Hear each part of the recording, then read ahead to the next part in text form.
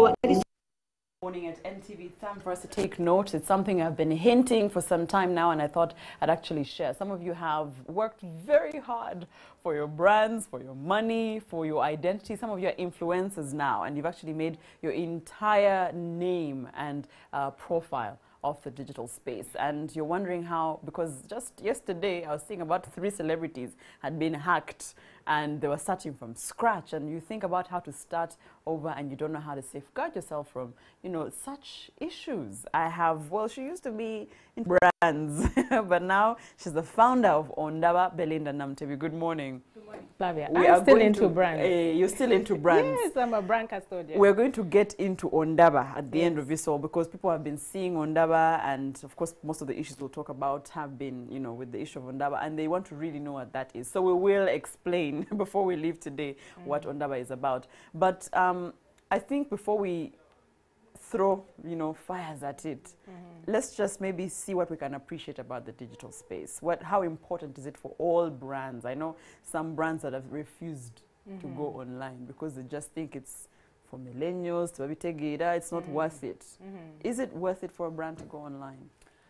I think we all need to wake up to the reality that we are living in a digital world. It's a digital era, and the digital world is like a blue ocean. It opens your brand to another market. Have you ever sat at an event before it starts? What are people doing? Scrolling. You know, everyone is on the phone. So 10 years ago, if you're at an event before it starts, people are chit-chatting with each other, or they're walking around, or they're doing something else. Now that time is used on the phone. So that means that if you have your brand online or in the digital space, it has more exposure. So it is like a blue ocean. All right. So when you put your brand online, it is very important for you to make that very confident step and give your brand a position in the digital era, because people are already there. And the purpose of marketing is for you to be seen, so we see what you're offering so that we can buy. So it is very important for everybody to be online. Yeah, for brands, some brands go online and it's almost like you're in their workspace. Okay. It's all about work, work, work. This is what we do. And I don't know how or where brands can meet that whole idea of talking to the people, being in touch with the people. How do you even achieve that? Well, I just think that you need to, first of all, realize that you are interfacing with people. When we did advertising 10 years ago, I worked at the agency for a very long time. And you always have to stop and think about the people that you are targeting. Think about their day. When they wake up, what do they do? What do they take their kids to school? They go to a petrol station, some go to church, others go to a coffee shop. Then what you try to do is to create messages that will meet them at that point. So you interact with them that closely, all right? So now when you put your brand online, think about those things. There's a friend who was saying the other day about their Instagram account, and all they do is post products. Yes. So I told them that, you know, people look at your products, they like your lotions, they like your shower gels, but who are you? Yeah. Do you have another life? Do you, okay, what car do you drive, for example? Which places do you hang? Where do you go to church? Do you have children? Are you human like us? You know? Yeah, but isn't that for smaller businesses? Because if you have a business, NTV, for example, is online, where is the one-on-one personal interaction? Yeah, personal interaction is done. People get married here. Yeah. Is it all about news and I don't know what else you do here? Don't people get married? Don't people crack jokes? Don't they give birth? Where's that human element in your brand that is relatable as opposed to the work, work, work, work? I mean, you see companies like Google. Google will post something that is out of IT, and that is a connecting point, all right? So I think it's very important for people to be as human as possible. Yeah, so that they create a close link for them to carry that message, because at the end of the day, all you want to do is for people to open their wallets, take out their money, and buy your brand. Okay, so you need to relate to them at that level. Someone said to me and said, when you talk about brands online, a brand can be big online, but doesn't necessarily translate into money. sales or money. And I'm not sure how that happens. Either they're too funny or too relatable online, or how does that happen? I thought it would directly translate to money. Well, it doesn't directly translate. Okay, you need to have a goal at the end of the day of, I'm here online, I'm cracking all the jokes and sending out all these messages, but where's the conversion? All right, where do I sell? Yeah. You need to have that as an objective so that in all your communication, you make a sale. So Yes. ultimately, all branding people who are pushing products online, they need to have some knowledge of selling at the end of the day, because you're not just there to gloss over the internet and look good and Get show off likes. what. No, you need to sell, or else your business is not going to grow. So are you selling?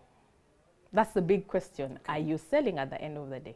Okay, Yeah. so we really want to highlight, because there's been an issue, just to give you a bit of background. I have a Facebook page versus an account, and I think it's been very hard for people to understand that. And I think most brands actually opt for page Yeah. versus account, because I think if you're a business, that's the option Facebook gives you to open a page. Now, in the years when we were starting out with Facebook to get verified, there weren't that many verifications, and they actually would pick you if you, I think, are a target. I think we also need to define who could become a target for this. They'd verify you, which is just a blue tick Yeah. next to your name. And that verification is on Instagram as well. And it's not just for Facebook. But so over time, for the last 3 years, people would open a page and use the same names. And because your brand may be online, they can get an image. And also, if you posted an image, it's just save picture. Yeah. Use Take it. a screenshot. You know, it's not too complicated, and you use it somewhere else. And over time, they've been fleecing people of their money. Now, Ondaba is a brand that I have worked with and I'm still part of. And I think that's one of the things that people got on, because I think people who are con artists just look for a way to make money. Yeah. So whatever you're doing, if they can make money out of it, they do. Now, we are definitely using this platform to teach people what a fake page looks like and what a real page looks like. And I know my director has some images of my actual page versus the other page. Now, that's a fake account. It Yeah. has my name, it has my pictures, but that's not my page. So it's hard for people to even see the differences. So we're going to also come to that, how people can know what a real page is versus the fake account, because clearly a verified tick, the Yeah. tick is not, now that's the true page. That tick over there, and the numbers of course are different. You'll have more followers or more likes than the other person. And so that's the difference so far. But Belinda, I think within this space you've learned Ugandans don't really understand what a blue tick is. Yeah. And of course, Ondaba did put out a statement, and that will be running on your screens just to get familiar with it. But let's start with, first of all, getting verified. But for those who are not able to get verified, because there's so many brands that are not verified Yeah. on Facebook, on Twitter, on Instagram, but that's their true page. And Yeah. someone out there opens a parody account. Now for Twitter, by the way, someone will specify in their bio, parody account. Yeah. But even then, people still don't know the difference. Why? Okay. So, you know, the internet is quite a big, I think it's like another, you know, it's a big world out Yes. there. And when we do communication, and I think that is what the hackers or the fraudsters have mastered, Yeah. is you have a latent audience, people who don't know what is going on. Yes. And then you have people who are active. So what they do is they take advantage of the ignorance of people who don't know what is happening. Because, Flavia, the people who know you, they know where you work, they know the facts about you, and maybe they've heard you talk about your verification on your page. But then there's another audience of people who have big heard about audience. you, who like you, but they don't have these details. So that's what they do. They take advantage of that. And also maybe they don't know how things work, okay? So they see the hype and they get on it, and before they know it, they've been fleeced. Yeah. So the case of, I don't know if we can now start talking about the Yes, Ondaba please, issue. please, yes. Now, I think as a brand online, And the reason why I think we came up and said we have to make a statement is because you have the responsibility to protect your customers. Yes. You cannot sit back and watch people losing money and you say you don't care, because people work hard for their money.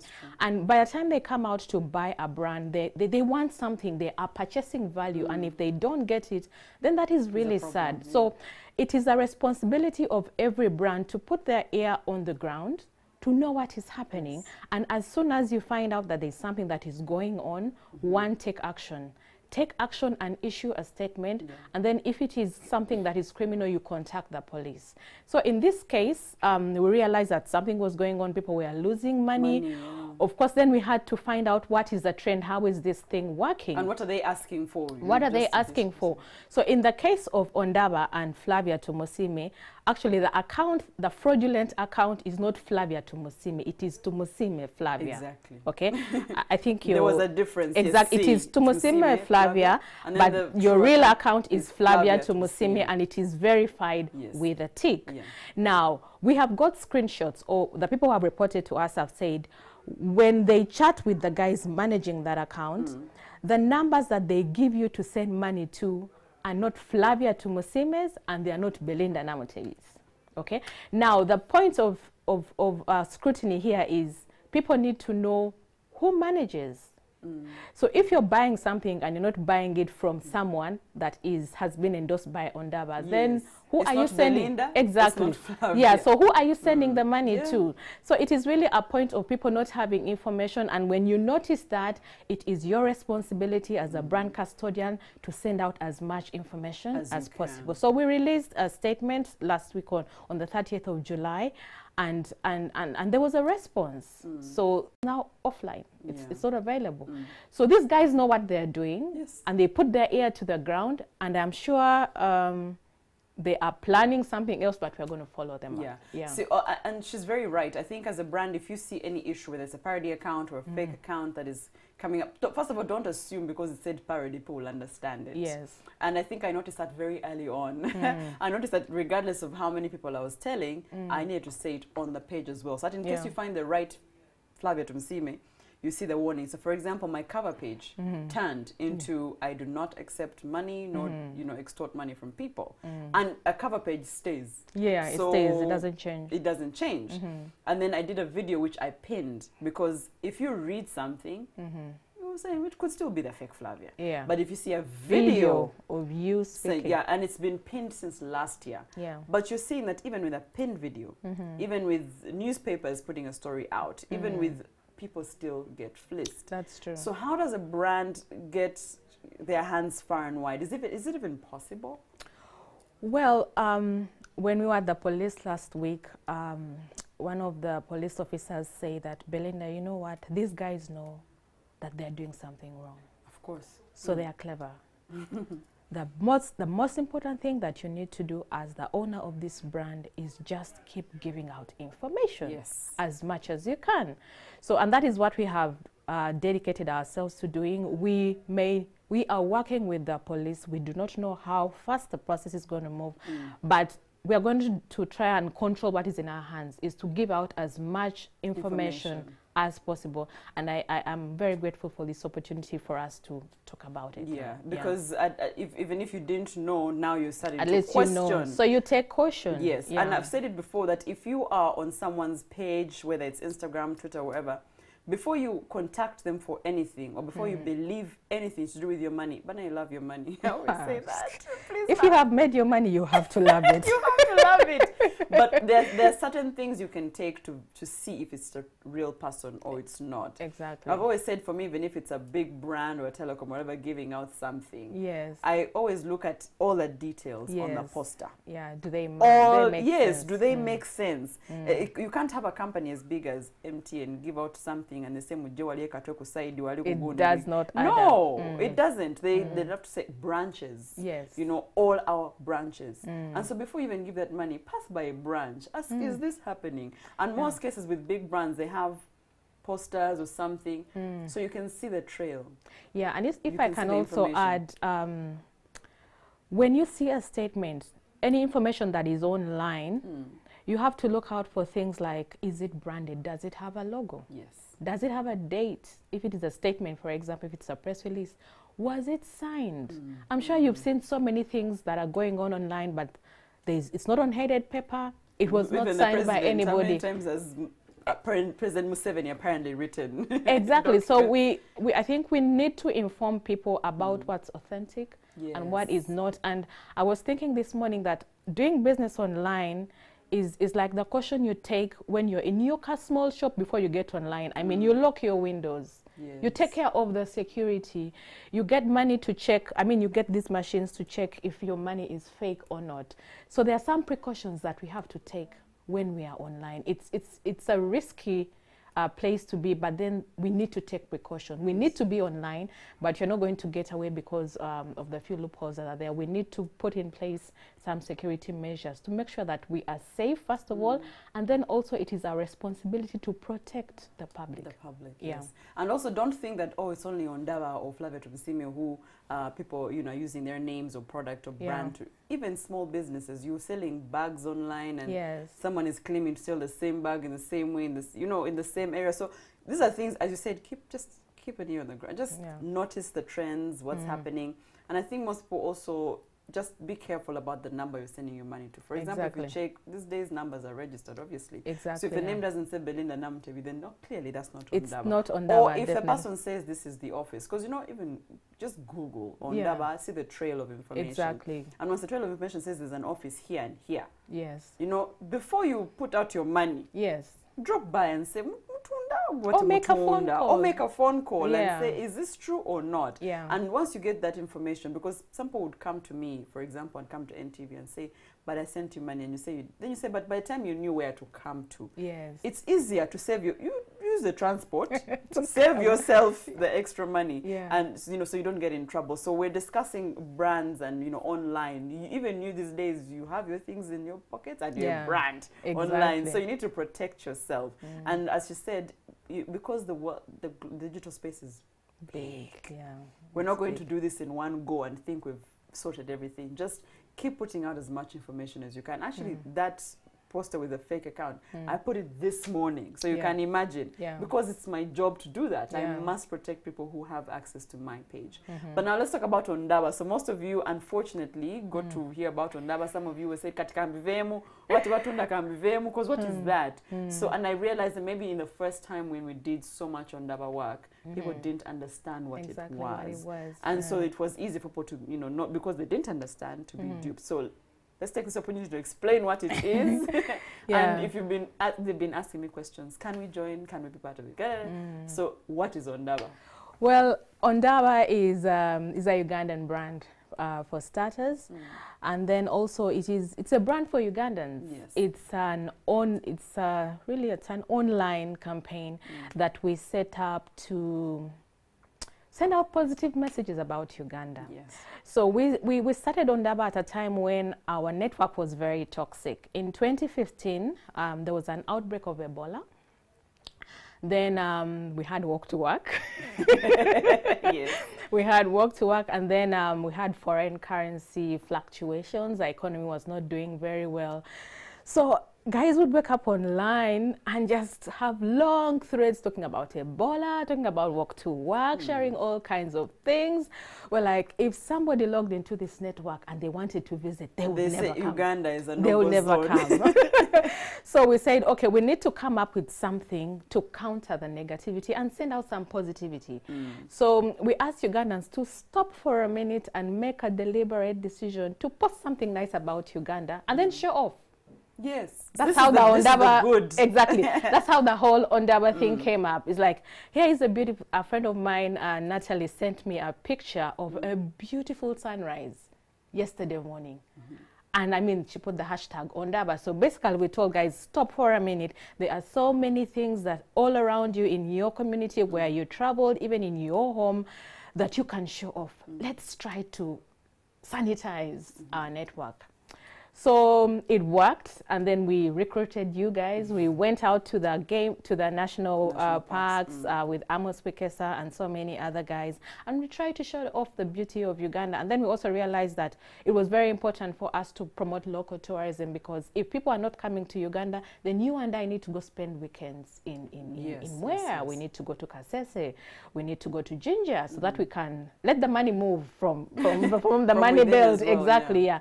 So Ondaba really is about the beautiful things that you can show off about Uganda. It is about local tourism. And then also we've been lucky that people have picked it up as a travel apparel. I've seen that. Yeah, even so at the World Cup, by exactly. the way. So we've asked people, before you travel, make sure you have Ondaba. And the guys who have traveled with their Ondaba t-shirts and sweatshirts, they say it's a magical thing, because people stop you and then it's a conversation starter, and you have an opportunity to talk about Ondaba.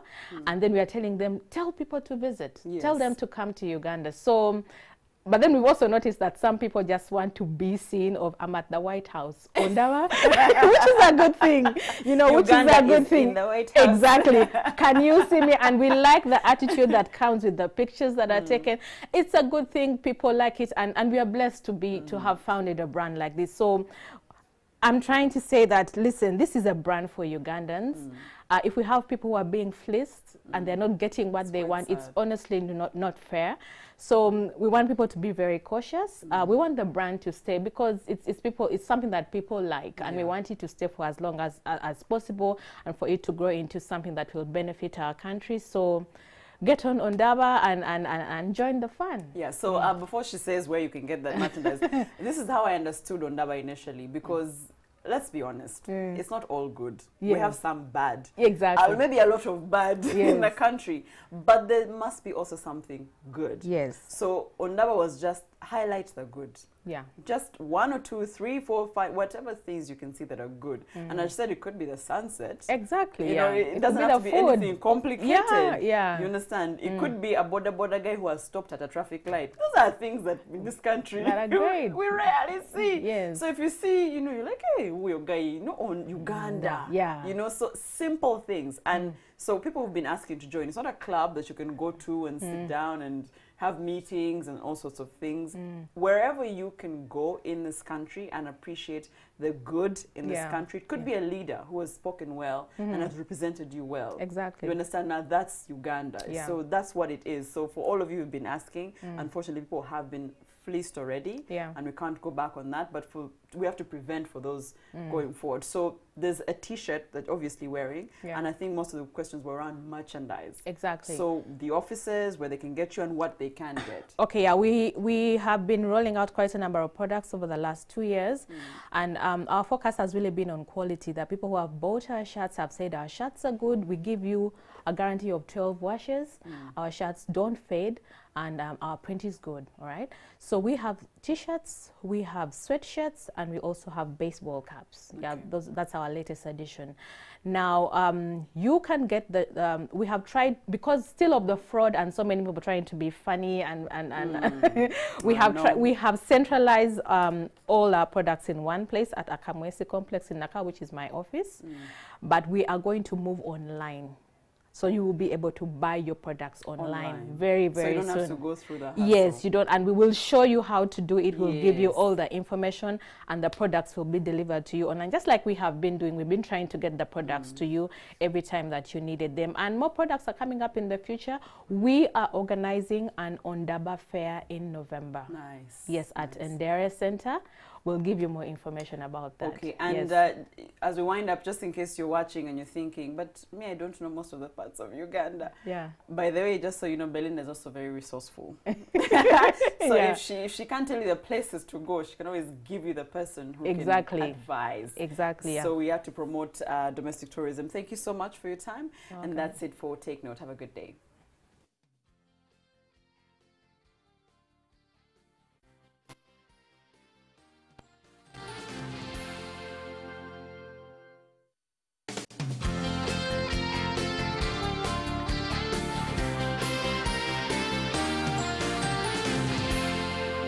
You're watching Morning at NTV.